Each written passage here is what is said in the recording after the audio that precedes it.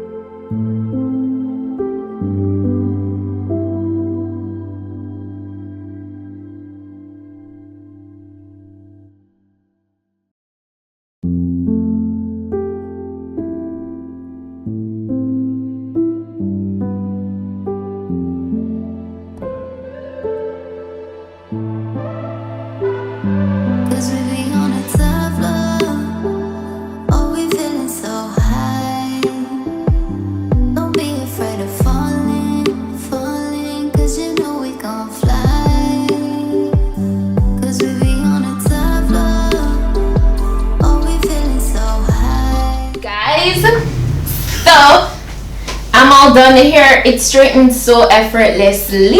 Let me give you the mirror so you can see it. Oh my god, you like it? I love it. Yeah. Oh my gosh, I love everything.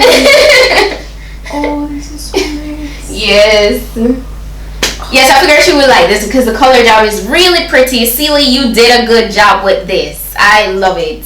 I know you guys see so many highlighted wigs over here, but I was happy to do a transformation on someone that wasn't me. So, wow. Yeah.